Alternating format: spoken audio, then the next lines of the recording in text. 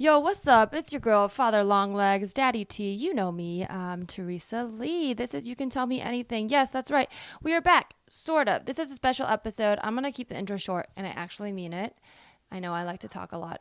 I imagine if you're listening, you sort of like my voice, but really, I will keep it short. This is not helping. Okay. It's Wushu's, my dog. I don't know if you can hear him. Probably not, but I paused because he's barking in the background, and today is his third adoption anniversary. Okay, real quick, I really do want to introduce this episode because it is a special one. I've been holding off on releasing. I have some banked episodes with some really great guests that we recorded pre the protest, and a lot has been going on. I've been spending a lot of time, if you follow me, researching bots, AI, big data. Do you say big data? Tomato, data. Doesn't matter when we're all computers. It won't matter. And also, that led me down a really weird hole of the radical right and how they get their funding. So that led me to this episode. I sit down with Ann Nelson, who wrote this amazing book called Shadow Network, Media, Money, and the Secret Hub of the Radical Right. She's a journalist, a playwright, a screenwriter. I mean, her plays were made into a movie with Sigourney Weaver. She's done a lot. She's really cool, and I believe a professor at Columbia. And most of all, she agreed to talk to me when I reached out to her out of the blue because I've been digging into what I thought was just a wild conspiracy and opened a lot of doors to information online, and it led me to her book. So I reached out to her on Twitter. She agreed to talk to me because I had so many questions. And then she so graciously agreed to talk to me on this podcast because I realized what she would explain to me was probably very helpful for other people to hear. And even though I've spent countless hours really trying to learn more about this world and I barely have touched the tip of the iceberg, I figured at some point I would like to bring people in and share it with you. And I believe all this info is already out there, but it's obviously not dripped into my network quite yet. So we try to break it down in ways. I ask a lot of questions. Forgive me if I sound dumb, but I try to ask as freely as I can because I imagine some of you may have questions too. So I hope you enjoy this. Definitely go check out our book if any of this interests you. And if you can't, if you're not patient enough to read a whole book, she also is on Twitter at @ANelsonA. Do follow her. She's still writing articles as well and tweeting short form information. So I definitely recommend that if you're more interested in following along with this part of the world and news, as you should. And also definitely go check out her latest article in the Daily Beast all about Trump's 2020 campaign app, which uses a lot of data mining, and she gets into that. At the end, we do sort of plug all of this, but I wanted to say it up top. I'm also going to include links in the footnotes and in the description. So if you guys want to follow some more information, and then from there, you can message me if you want to hear more because there's a lot more. But I would say this is a quick introduction. All right, I hope you guys enjoy. If you enjoy this episode and you want more informative stuff like this, let me know. I have more people I'm talking to, and I'd love to share it with you. Follow me at Tell Me Anything Pod. Or personally at Larissa T. You can also email me, tellmeanythingpod@gmail.com. All right, bye.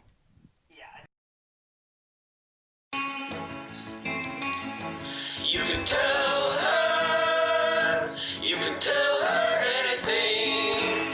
She's a real good listener. You can tell her anything. Get it? Okay. Yeah, because I think this is super interesting, and I'm sure stuff will come up that I'm like, oh, I want to talk about this. So let me introduce you real quick. Okay, this who I have on the phone. This is a little bit insane that I am talking to you because, like I said, I'm a comedian who usually just sometimes posts butt pictures and likes to make jokes. And I went down a hole online looking up Trump bots and found Ann Nelson's book, who I have on the phone, and she's a very lovely author, journalist, and honestly, like truth teller.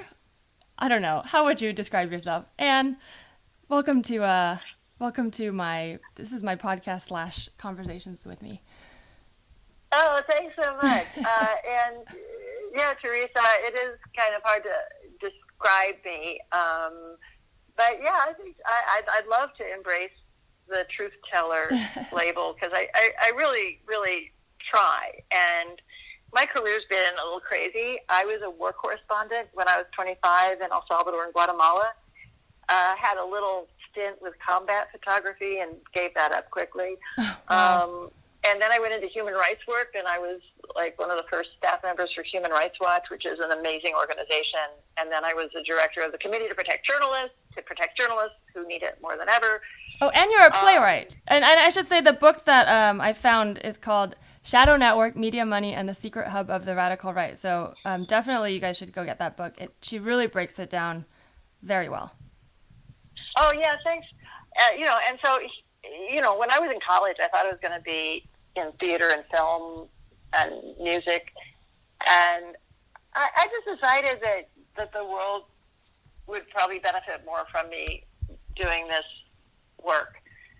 So I kind of funnel all of my experience into this. And with Shadow Network, 2016 election happened, and I was like everybody else in New York City who read the New York Times. It was like, no, Trump's going to lose. He's not a serious candidate. And then you woke up in the morning and it was like a hangover. It's like, what the hell?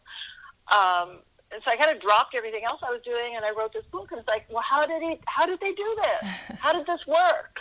And I had to kind of do this deep dive into how the Electoral College and the swing states work, and then how fundamentalist organizations misled lots of people, millions of people in the swing states, to get them to vote against their own interests. Mm-hmm. And it came out as Shadow Network, and it's really, like all of my work, it's really heavily researched and documented. So anybody who wants to know where I got this or that information can find it. And I just hope people pay attention to it before November. Yeah, that's the thing is, I tell people as information comes out that seems unbelievable, that it's always good to try to prove yourself wrong before you prove yourself right. But that's kind of how I found you, is I didn't really want to believe it, and I kept trying to find a reason why this wasn't true, and then it led me to your book. So it is very well researched, and obviously in this day and age everybody's doubting each other, but I would say trust your gut when it comes to information. When you see all of it versus when someone tries to limit it, tends to be like, oh, okay, that's the truth. But also, like, you can have professional journalism and people with a background and a track record in professional journalism who have sourcing, and say, well, if you don't believe me, check my sources and I'll answer for it, rather than just, it's so because I said so. Yeah. Right? And there's a big difference. And, Shadow Network talks a little bit about how journalism actually works. You have editors, you have lawyers, you have people who go over it and try to hold you accountable. Yeah, well, so what surprised me so much when I started looking into, just, I guess, a quick background is I started looking up into Hillsdale College, which most of you probably haven't heard of, but it's a small conservative college that is very closely tied to Trump and funnels a lot of money into policies that, support the extreme radical right. And that's sort of how I found Anne, but I didn't find a lot of mainstream media articles breaking it down. So that's how I found your book. But I guess for people who don't know what we're talking about, can you summarize a little bit, just like overall, what are we talking about when we talk about Council for National Policy? Yeah, well, you take it back to the 60s, and the Supreme Court made these decisions that advanced civil rights for African Americans, they advanced rights for women, and that gradually opened up a whole set of new political and civil rights for immigrants and eventually for LGBTQ people. And there was a backlash. And every time you have, progress, you're going to get a backlash. And a lot of this happened in the South, where these evangelists like Jerry Falwell were saying, oh, well, we believe in segregation. We have segregated schools, and we want to keep them as tax-exempt institutions. And so we need to affect the political process in a way that we can get control. And we're not going to win the popular vote because we're in the South, we're a national minority, so we have to design a strategy where we can use the weaknesses of the electoral process in the United States to take power. And they started working on it in 1981. They formed the Council for National Policy, and they brought in some big money people, like the DeVos family from Michigan, which Betsy DeVos is a member of. And they brought in oil barons who wanted no environmental regulations anywhere. And the Koch brothers, I think people are aware of that. They got involved as well. Connected to them later on, but you had other oil interests from the very beginning. And then you had these strategists, these political strategists, who just basically sat in their smoke-filled rooms and said, we want to take over, and we have to figure out how to manipulate the system to do it. And they took 40 years, and 2016, their plans came to fruition. And it's interesting to note, because you break this down in your book, but just to summarize for people who haven't read it, the way that Trump came to power, a lot of us look at him as a figurehead to hate because he's so easy to hate.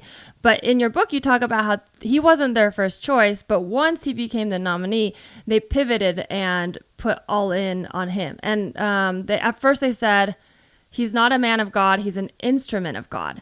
So that really struck a chord with me because it's not about arguing ideals and values with this powerful funding group. It's about they just want to stay in power, and they'll do that whether it compromises their values or not. So to me, it's not about like the argument of religious freedom when someone's taking means like that, if that makes sense. Like, I'm happy to have social conversations with people who disagree with me, but something feels off about the way Trump came to power, because it is off, because there was, a lot of compromises made.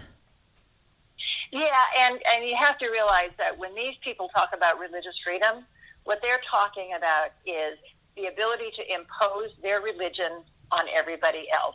It's freedom for them, but not the other people. So, for example, fine, if you're Christian, that's great.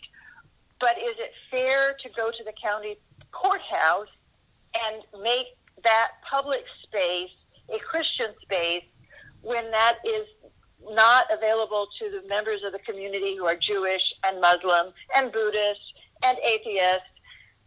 The public space should be the public space, and the religious space can be the religious space.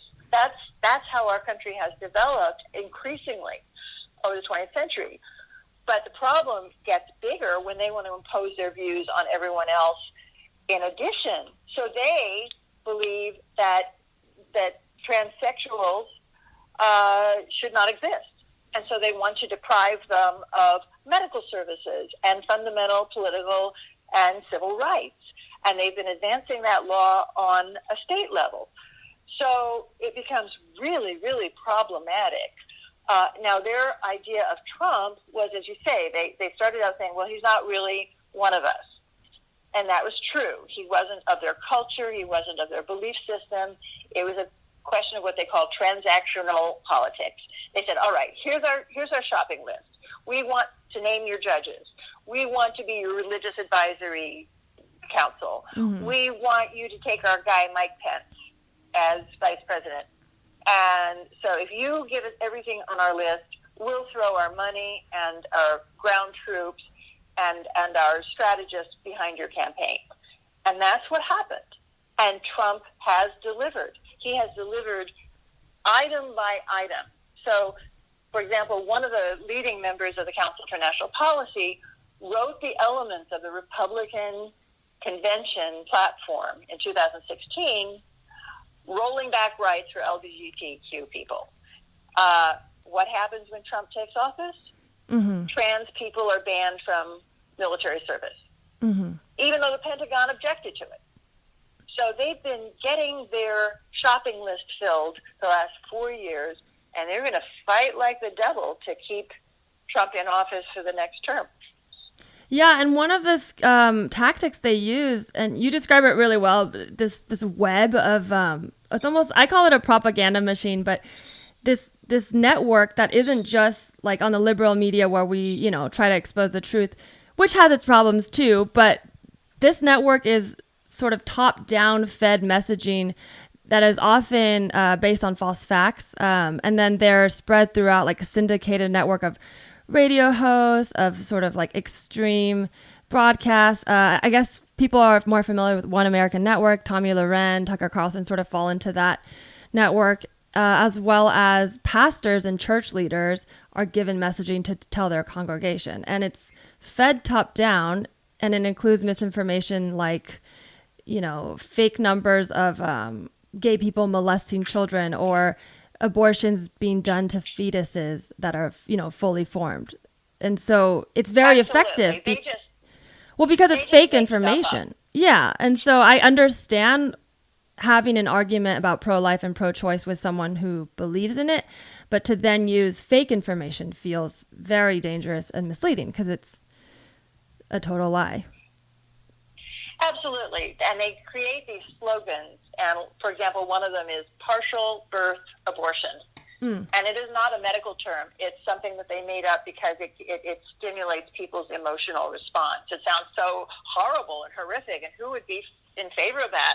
Well, yeah, because it doesn't exist. Yeah. And another one of them is abortion on demand up until the day of birth. And again, what that means in reality is if you have really severe birth defects that mean the death of a child or the death of the mother, in a tiny, tiny, tiny, tiny fraction of cases, that might happen for humane reasons, but it's not a practice. It's not a policy. It's not. Right. It's not like they want to go and kill babies, which is how they were phrasing it. It almost makes me realize the gun debate has been pushed in a way to make, because you talk about how they appropriated or kind of co-opted the NRA, and to me, I guess I'm a radical in their eyes, but I tend to favor gun control, but it's hard to have that conversation with the co-opted NRA because they really want the liberals who are not going to be persuaded at all to just be anti-all guns versus gun control. So to me, it's almost like the abortion talk could be flipped around on them, right? It's like, oh, well, we don't kill babies. I don't know. I mean, they use that kind of thing, like guns don't kill people, people kill people. And just because it's legal doesn't mean people are going to kill people with guns. Although I would argue it makes it highly likely. With abortions, just because they're legal doesn't mean now we're all going to go out and get abortions. Teresa, the facts are that you have had historically more abortions, including more illegal abortions under Republican leaders. And when the Obama administration supported Planned Parenthood and birth control measures and health measures for women, the number of abortions in the United States went down drastically. Look at the numbers. Right. And so I don't think abortion is a great thing. I personally know people where an abortion saves their lives, right? So that has to be between a woman and a doctor, and the more women have control over their own bodies, the fewer abortions you're going to have. And the historical record supports that. Yeah. So it's like even their rhetoric is incorrect. And it's, I wanted to point out an interesting thing because I think most of my audience is liberal and, cares about human rights. But I found something interesting about myself when I listened to your book, because I, as maybe a defense mechanism, have in the past made fun of the idea of Christianity and Christians who want to convert me. And I know a lot of Christians. In fact, a lot of the guests on this podcast who are comedians, but a lot of them are have left sort of evangelical or very strict religious backgrounds and found comedy. And I used to think, oh, we all agree that the church is bad. But what I realized is the extreme right wanted to push moderates out of the picture so that they wouldn't sway their agenda. And now what I have is a lot of friends who have similar values as me that I would say are quote unquote Christian or, faithful values, whether you're Christian or, Jewish or whatever faith you are. They tend to be the positives of having faith. And we share those values. But we don't like the politics of church. Well, yeah. And I think you're so right about that. And one of their tactics is to divide America and to push people into polarized corners. Of course, there are, terrific evangelicals and fundamentalists who've done wonderful good in the world. There are, bad apples in every grouping of humanity. And so to turn Americans against each other is really a terrible thing. And our whole political system is based on the idea that we can negotiate our future with mutual respect. Okay, I'm a Republican, you're a Democrat, I disagree with you, but we live together in peace and we work things out. That's how it's supposed to be. What these people do is say Democrats are demons, right? Yeah. And, I've heard them say Beto O'Rourke is the son of Satan. That's not political discourse. That's bias. Yeah. And my what I always say is, oh, how do you fact check that? Right. Let's call God and let's ask him. What does he say? Well, no, you got to call Satan and get it. Right. Hey, can I call your references? He's saying he's your son. Are you his dad? Well, the other thing is with all this power and all this money, because you're saying billions, right, are being thrown into these policy campaigns. I'd say hundreds of millions. Hundreds of millions. And with all that power and all that money, it's still not a sure thing. Like, they're still so angry. So then I wonder, I infer, because I'm hopeful, that means there's hope. Because if they wanted to do this in the 80s and it's been so long, yes, they're succeeding-ish, but there must be a democratic equivalent, right? Or are they just so powerful and we're just so disconnected right now that we have to start from zero? Teresa, the answer is that they've been a lot more organized and strategic and motivated.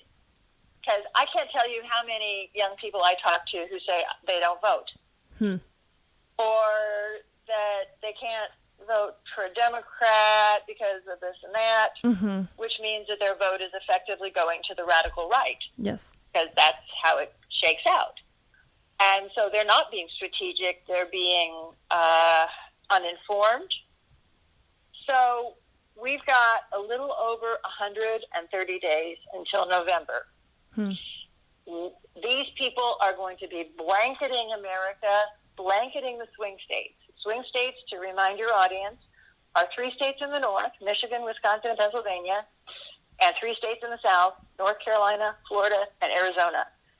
And those states, no matter how high Biden's popular vote goes, if he loses all of those swing states, he could still lose the Electoral College, right?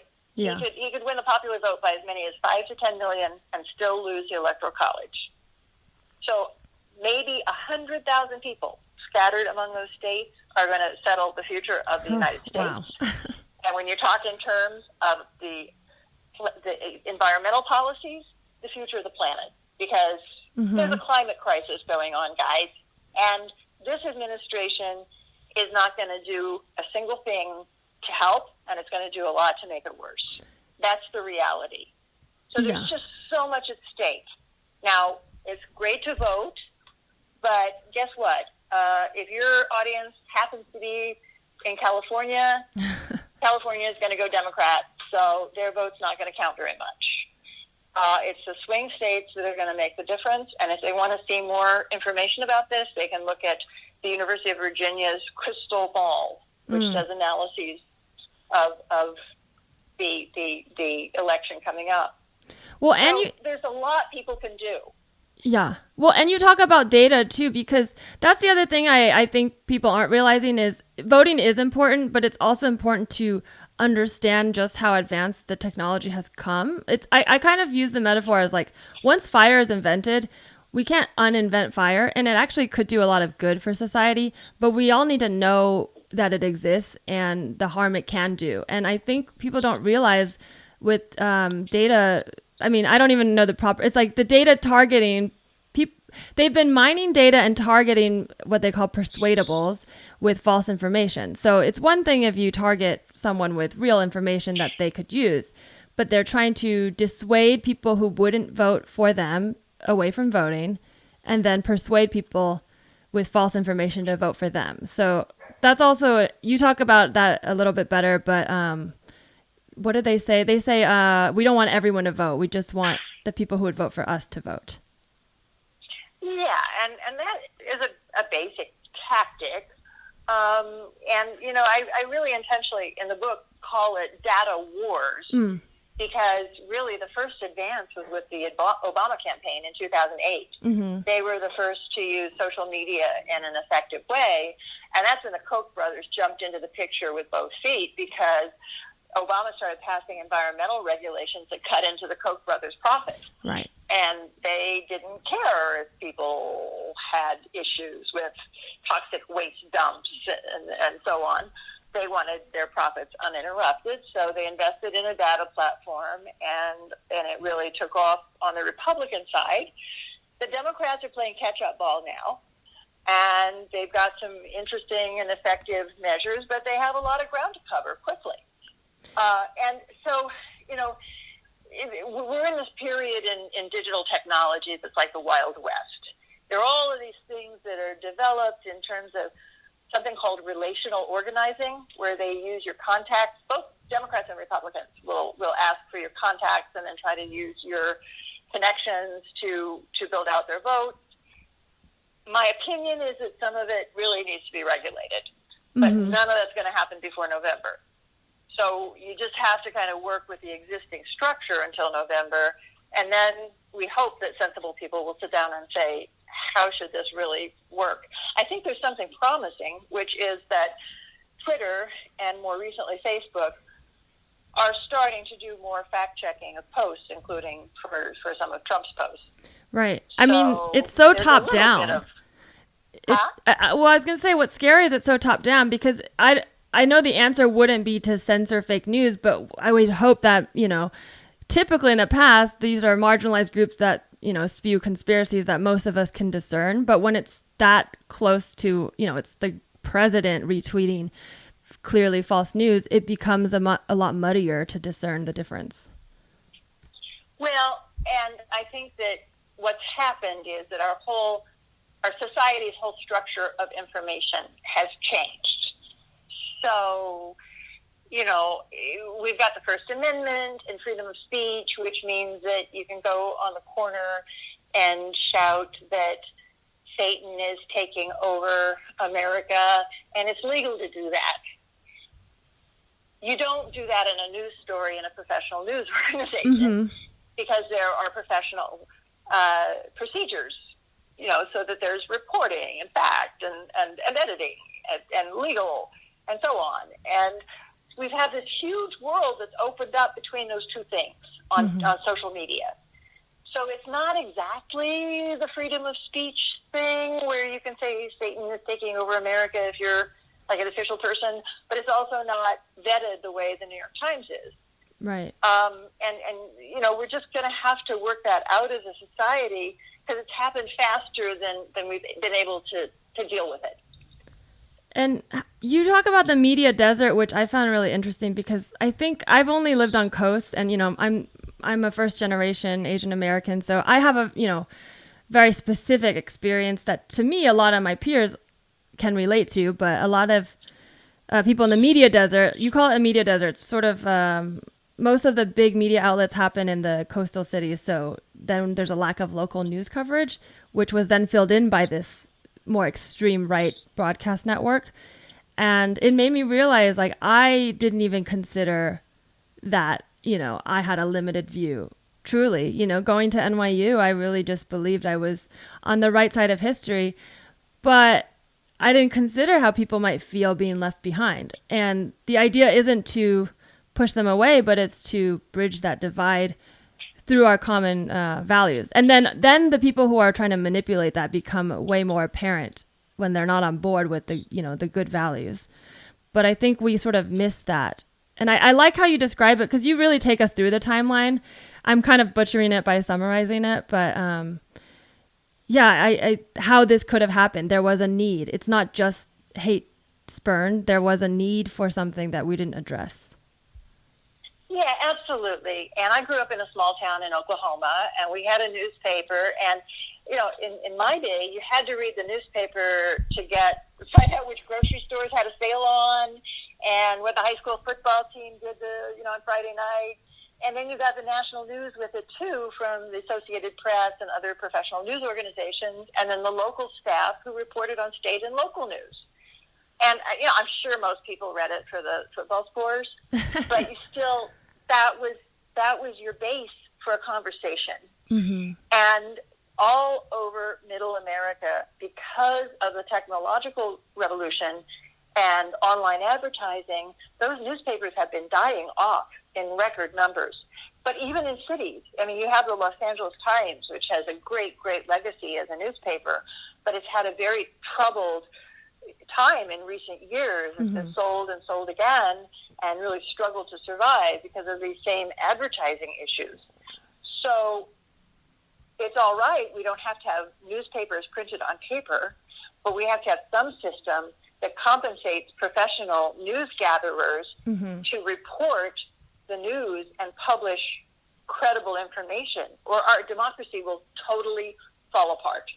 Yeah, that's my next fear that I keep saying, like, hopefully it doesn't happen. But a lot of things I've been calling as watch out for this have happened.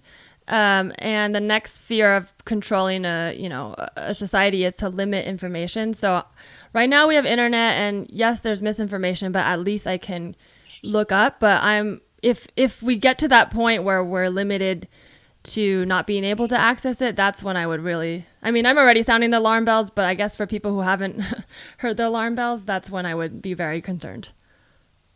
Yeah, that's a great point. But I do want to say, my last book, Suzanne's Children, was about this woman in her 30s, and she was an unhappily married woman with 2 little kids, and the Nazis invade Paris, where she lives, and after a while, start deporting Jews to Auschwitz. And she organized a network that rescued 500 Jewish children from deportation. Wow. She had no political rights.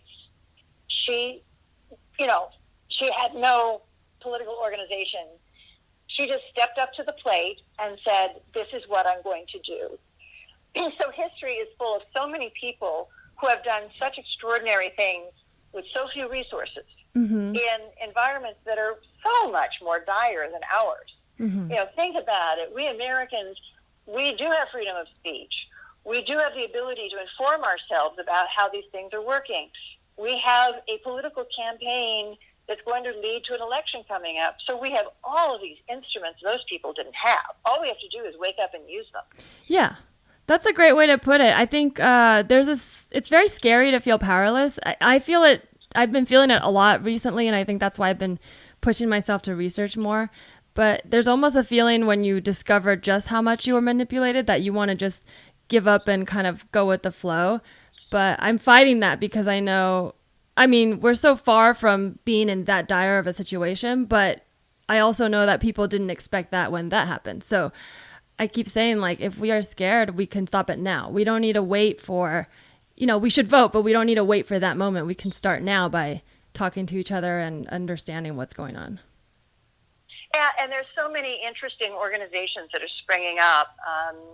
I keep learning about them, but like Indivisible and Swing Left have been around for a while. Yeah, what are some good ones we can trust? Or I know we can never fully trust, but just I'm not very. This is pretty new to me in terms of the world. So all these names I'm learning, trying to discern what's credible. Are there any sort of names we should look out for that might be more credible? Well, in terms of organizations that are trying to, organize citizens, so Indivisible has chapters all over the country. Swing Left tries to organize people to look at campaigns in swing states and close races. There's a very interesting project that's getting some press these days of progressive evangelicals called the Poor People's Campaign. Oh, cool. And the leader is Reverend Barber, who's an African-American minister, a Methodist minister. So there are various initiatives, and I think that One thing you could do is just try to follow some of these groups on Twitter and see what they're about and see what's a good fit for your priorities. Mm-hmm. I think that, obviously for me, the environment and climate are huge, huge concerns. And there's some very good work being done around that. The Natural Resources Defense Council has a lot going on. Obviously, there's a lot to do about in connection with the Black Lives Matter movement. Mm-hmm. I think that the street protests have been helpful in getting attention for the issues. Mm-hmm. But I think that there will have to be another stage Mm-hmm. that deals with the really practical mechanics of government. And you don't do that with street protests. You do that with policy. And you do that by winning elections. Right. I mean, So it's kind of I two-pronged, hope that right? the entire- Oh, sorry. Pardon? No, I was going to... Sorry, I interrupted you. No, I was going to say it's really great to see this activism, and now it's time to mature into the next phase and to figure out how to be truly effective. Yeah, I think that's really well said. Like, someone like me wouldn't have gotten this far in a conversation with you if I hadn't gone to the protest. So I just want to, from my point of view, say, like, the protests are really great in mobilizing people who don't feel political and don't feel powerful, because it gives you this sense of just how many people agree with you and want to change things. And then you're right. Then what is the next stage? I think then we need to feed that energy into actual policy change. But I don't want to discount the protests, because I think it's made a lot of people, including myself, more active in this way. I think sometimes there is a disconnect too, because I'm sort of in between. I grew up in the Silicon Valley, and I love homework, so I've always been kind of a research person, but I'm in a comedy world where a lot of people can tune that out. So I'm kind of in between, realizing, there's a lot of very good conversations being had on the intellectual level, and then there's just a lot of darkness outside of that. And I don't know if there's any way to sort of bridge that gap. That's sort of what I'm trying to figure out. But are there any, I guess, what would be if you only had a few minutes with someone who had no idea about this, like some facts that they need to know that I think most of the intellectuals and journalists know that people outside don't? Well, I think that, first of all, they need to get past their own blind spots. Mm-hmm. And I will often hear people here in New York say, oh, those fundamentalists, they're just stupid. And people, they're just ignorant. And I have to respond that they're talking about the friends and neighbors I grew up with. Mm-hmm. And no, I mean, it's not that, by and large, they're far from stupid. And often they make choices based on the information they're given by these organizations. Mm-hmm. So within their media bubble, they're making reasonable responses because they're not accessing the information that we have and the fact-based reporting on the environment and everything else. So the other thing about them is that they've been gradually liberalizing. So if you look at the old guard of the fundamentalists in this movement, they're trying to roll back LGBTQ rights as fast as they can, and they understand that the next generation of fundamentalists are much more liberal Mm-hmm. in these terms than they are. So they have to work fast to nail down these laws and nail down these court appointments before the next generation takes over. So that's what's happening. The Trump administration and the Republican Senate have been bulldozing federal court appointments as fast as they can, because if they lose the election, they have to try to hold on to power through another branch of government. Right. So it really is an urgent situation. And then the third element is that it's not just a matter of being an activist. It's a matter of being strategic and smart and learning how the system works.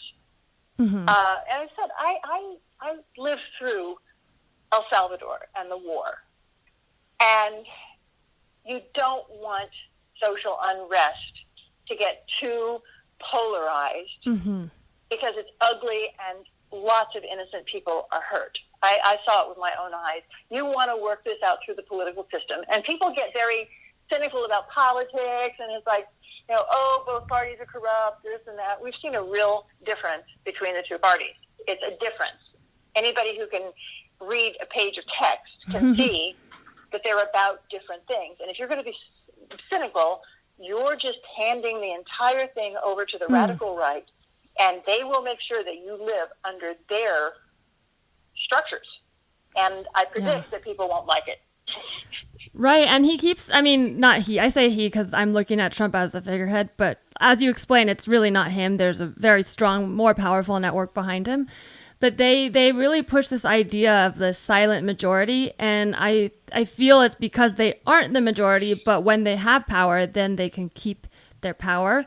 So it's important to remember, like, as long as we inform each other and stay connected, we can become the majority. And we don't need to listen to this idea that, the silent majority is more powerful if it doesn't exist. Absolutely. And I have to say that right now, one of the really critical groups of American citizens are the 18 to 30-year-olds because they have a very low voting turnout. And that means that a lot of the mechanics of our society are handed over to this older generation that is not really representing their interests in a lot of cases. And I talk to people in this band, and I say, where do you get your news? And they'll say, Instagram. I'm like, really? Really? Because I'm on Instagram, and I can't get any news there. You need to inform yourself, even if it's just listening to one NPR news show in the car a day or whatever it is. Just get a sense of what's going on so that you do feel motivated to go and vote and represent yourself, and you do know how to talk to your friends and relatives in swing states and explain to them what's going on. And, if this 18 to 30-year-old band doesn't become engaged and represent themselves in our democracy, it's their future that's going to be affected. And I've got two offspring in that age band, and I really care a lot about their future. Yeah, I mean, this kind of touches on one specific thing I wanted to bring up. This wasn't specifically in your book, but you talk about Hillsdale, and I found a campaign they promoted called the Save Our Youth campaign, and it just rang so, I mean, this is me playing off of my emotions, but it just felt so creepy, like very Hitler Youth. The idea, they specifically call out the 1619 Project, and they say we shouldn't teach slavery in school. So it's very coded, but not well. I mean, it seems apparent that it's trying to promote teaching white children their sort of heritage. And it scared me a bit because it's being promoted and funded by this college that's so closely tied to the president. But I think they know what you're talking about, which is the youth are the future. And they're actually actively targeting the youth in, I would say, in ways that sound like almost cult brainwashing. I mean, when it comes to using different terms and the clandestine nature, when I search their campaign, it doesn't come up until I do a bit of digging. It doesn't feel like it's just an activist thing. If you look at Black Lives Matter, it's right there and they put all their values there. So whether you agree or not, you can see what they're about. This is a campaign that I had to do digging to find. Yeah, and I've looked at Hillsdale College's online offerings, and they have this whole course which is basically trashing Franklin D. Roosevelt and the New Deal, and basically suggesting that it's like left-wing socialist communist thought. And you just kind of think about it and say, what if you told Americans you were going to eliminate Social Security tomorrow? How would people feel about that? Because that was part of the New Deal. How would you feel, about any number of public health and measures that were really the product of policies that were developed to help people, and not just the richest 1%, but the bottom 50%, and including the bottom 10%. That has been part of American life for a long time. Mm-hmm. And I am not okay, and I don't think any person of faith should be okay with just saying, oh, people in the bottom 10% of income should just go starve. Let their children just go die. I mean, I just don't accept that. And if you don't use government as an instrument of policy to to represent all Americans, then you have a democracy that's failed. Is there any strategy to them putting, because some of these campaigns, they list socialism a lot as like this fear tactic for the right, but they often lump it with fascism and communism, which made me laugh as someone who knows the difference. But when I tried to take the other stance as someone who doesn't, it was very alarming because, you know, when people talk about social programs, they're not talking about fascism. It's quite the opposite. But a lot of the messaging on the right is saying the left wants to, you know, be fascist and socialist, which... I know, and they're just preying on people's lack of information. You know, they talk about Maduro in Venezuela. I know something about Maduro in Venezuela, and that is an authoritarian regime that's a kleptocracy. It's about stealing the resources of the country to enrich a man and his circle of followers. It doesn't, you know, that, and there's a long tradition of it in Latin America under various governments, but it's not socialism or communism. And, you know, when you talk about communism, there have been a relatively few countries. As you say, communist China has been communist for, you know, however many years. Communist 70, I think. Soviet Union, you know. Yeah. But then socialism is this very expansive term. And what it means in part of the world is that the people in Denmark have a government that invests in higher education. And my son lived there, and his girlfriend had free tuition through college, and then they decide that her getting a graduate degree was good for society. So not only is the tuition paid, but they give a stipend to people in graduate school, right? Because they figure they'll be productive in the future. Now that to me is just common sense, right? Yeah, France is socialist, and I studied abroad there, and they were protesting a tuition raise, and out of curiosity I asked, because I was paying my full NYU tuition, which is, I don't want to say it, but I'm still paying the loans, but they, I was like, just out of curiosity, what are, you know, specifically, how much are they raising it by? And people were like, well, it used to be pretty much free, and now it's $200. I was like, oh no, we are so far behind you guys. Absolutely, and I have these Canadian friends where for years, they're like, oh, well, we know American medicine is expensive, but it's getting expensive here, too. And I said, what do you mean? Like, yeah, it cost me $35 to go to the doctor last week. Oh, my God. I'm like, oh, my God. Wow. What can we do besides like these broader ideas? Because I think you're totally right. We should talk to each other and be informed. But in terms of, sometimes it feels so overwhelming. Is there a more, like, for someone who feels like they're not plugged in at all to anybody with influence, is there anything we can do in our community? I mean, is it as simple as talking, or are there, I guess part of me is wondering, like, you talk about policy and I see these campaigns target at children. Like, is there some sort of legal route we can get people behind? Like, oh, a law where you can't target children with, false information? Or, I mean, am I just having a pie in the sky dream of taking down Hillsdale? Well, I mean, Hillsdale is part of this organizational network, but I do think that really educating yourself about how the swing states work in the Electoral College and then doing what you can on that is really important.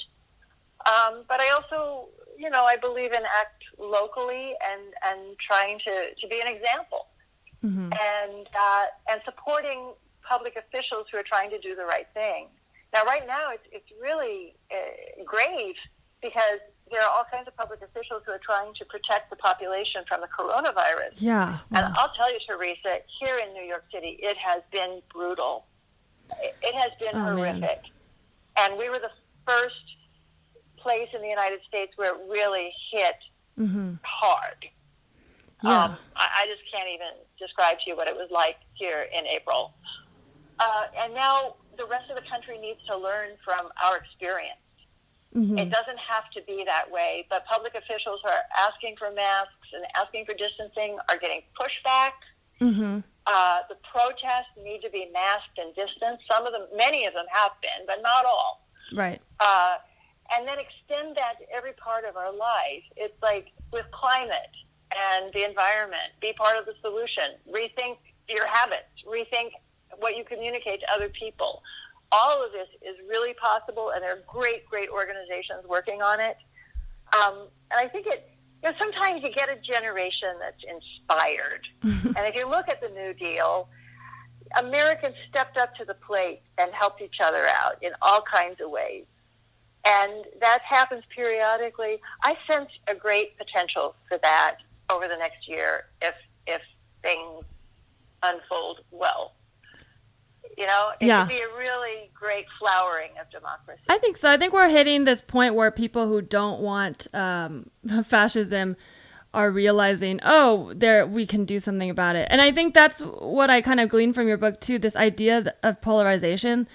We need to stop thinking about politics as only two sides. Yes, there's a political party system where, within that system we can win. But in terms of talking to people, they don't always agree with the entire platform. And if you brush them off entirely, then you polarize them more.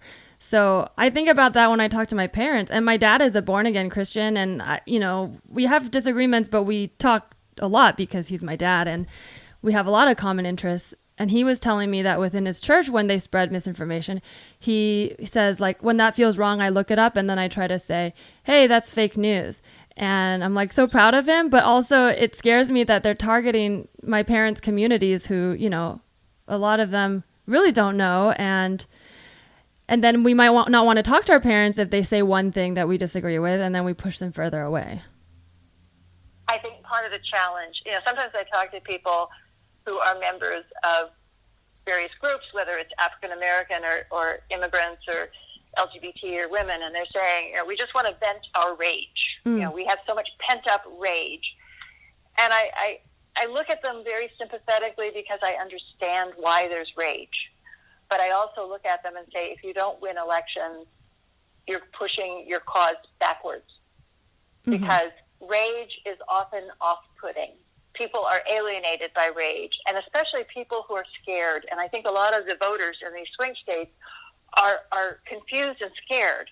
And so these organizations give them this authority, and it's like, it's so because we say so, and you can trust this, and, don't listen to that news media because, it's fake news, trust us. And it's a question of being respectful and listening to the people you disagree with, but also finding ways to present information to them that they will trust. Yeah. So, the time is short, but we basically, we know what to do. And it's a matter of building bridges, not walls. It's a matter of saying, what are our common interests? Well, our health, our ability to breathe. It's in everybody's interest to breathe. Our kids are a common interest. So, how do we make that our conversation and dispel this web of lies and misrepresentation? That's really well said. Okay, I know we're running out of time, but I have one more tinfoil hat question. There is some weird ties to Putin apologists in Hillsdale media, and they have a newsletter. Like, you talk about this too, but I found the newsletter called Imprimis, which is free. So that, it's very much propaganda because they encourage people to sign up for it. It's free. They almost distribute it to people who don't want it. And I looked at some issues, and there are a lot of ties to Russia, which to me could just be a matter of, policy. But you also talk about how this app developed for Ted Cruz was sort of tied to Russian tactics. Is there any validity in any third party or, foreign powers trying to break up the country? Or is that me being paranoid as someone who's kind of ill-informed? Well, let's put it this way. When I was researching Shadow Network, I kept tripping over connections to Russia, every chapter. There'd be another connection. And one of the architects of the Council for National Policy, Paul Weyrich, started commuting to Russia after 1989 and the end of the Soviet Union. And there are all of these personal connections, these people who show up, One of the leads I found was that the National Rifle Association, which is run by a member of the Council for National Policy, was very close to Maria Butina, the Russian agent who was convicted. And the NRA offered to pay her way to a Council for National Policy meeting. Right? So that is what you call in the journalism trade a smoking gun.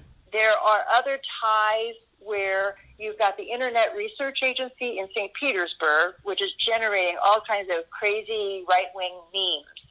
They're all over social media. I mean, some of the stuff on Instagram is really awful and, sick-making. And some of these memes have been used by the organizations that I write about. Now, that's not a smoking gun. Anybody can take a meme anywhere and repost it, right? So at a certain point, I just had to kind of weep a little and say, my book's about the United States. Somebody else is going to have to write the book on Russia. That's cleverly put in a way that keeps you in the neutral ground. I, as a comedian, will say that when we fight each other as Americans, just consider a possibility that someone outside wants America to fall. So it's not about beating up your neighbor over your identity politics, but consider if there is a third party involved, or two, I mean, China's got interest too, that they may want you to fight. Is, I guess, that's my little tinfoil hat notion, but, take that with a grain of salt. Take off the tinfoil hat, Teresa. There's plenty of evidence that the Russians are very pleased and supportive of these efforts. But in terms of nailing down the kind of evidence that I have to have for my kind of writing, I just didn't have the bandwidth to do that in the time allowed. And I don't speak Russian, so that was a limitation too. And you really do get into so much information. So people should definitely check out that book. For comedians who aren't in this world at all, how would I get someone to click on this book if it was an article, if that makes sense? Yeah, but I could also say that I update the research in the book constantly on my Twitter feed, which is at @ANelsona, A-Nelson A. So that's one way to get the short take. And then I also have some videos up on YouTube from talks from C-SPAN and the Richard French Show. So there are, there are different versions and ways to get. Yes, definitely follow Anne. That's how I found her. Follow Anne, and I'm gonna give the sensational version. You can veto this, but I would say, like, to me, when I read this book, if I'm pitching, I'd be like, you got to read this. This is just, the radical right co-opted Christianity is one way I might put it, and even that sounds really heavy. I don't know if there's a more BuzzFeed version, maybe because it is true and so serious. But if you guys need any proof, she really outlines it with all the facts. But don't say co-opted Christianity. Okay. There's a whole world called the Red Letter Christians, and what they do is go back to the words of Jesus in the New Testament printed in red letters. And what if you go to the Sermon on the Mount, it's blessed, blessed are the poor, blessed, and let the little, Yes. It was all about embracing everyone. So, but don't you think that they took it? Don't you think that? I guess I probably misspoke when I say co-opted. I meant that they're misappropriating. Maybe is the better word. That it's not actually Christianity behind all of these policies, but that there was some partnership that forced the hand of what we hear. Yeah, and they used some factions within the world, the big and varied world of Christianity, and created a partnership with some of them and used them. And I think that ultimately it's all about money. It's all about greedy people using others. And it's also about the people on the bottom were also manipulated, I guess, is what I'm trying to get at. Is they even people who say hateful things to me, I'm in a coastal city, but online or whatever, it's so easy to write them off as bigoted. But then when I read this book, I realized a lot of them were manipulated as well with their fears and their insecurities. That's right. And I mean, come on, for any of us, if somebody convinced you that somebody wanted to murder millions of babies, you say that's awful, right? But you need to have accurate sources of information available to tell you the facts. So that's, we just have a big job ahead of us as a society, but it's doable. Yeah, that's a great way to put it. Okay, so please do read this book. I feel like we kind of covered most of the overall, but there's so much more below this. And I would say if you have any suspicion that like something shady is going on, you're right, and you'll find the evidence in this book. Yeah, maybe that's the better clickbait title is Your Conspiracy Theories Are True. Keep reading. Keep reading and then engage. Mm-hmm. Respond. Thank you so much, Anne. This was, very informative. I know I asked some very basic questions that I'm sure you have said over and over, but I think for people who've never come into this stuff, I think it was very helpful. Thanks so much, Teresa. I appreciate it. Yeah. Is there anything else we can look out for you coming out? I know you just came out this book, but anything you want to promote outside of that? Oh, I just posted an article from the Daily Beast about the Trump 2020 app, which is a lot of fun, and it's the way it tracks people. And so if they want that, I posted that on Twitter, and you can find it on the Daily Beast. And I'm just going to keep researching and, as you put it, trying to be a truth teller until I can't anymore. Thank you so much. I'll post your handle as well to my followers. So thanks so much, Anne.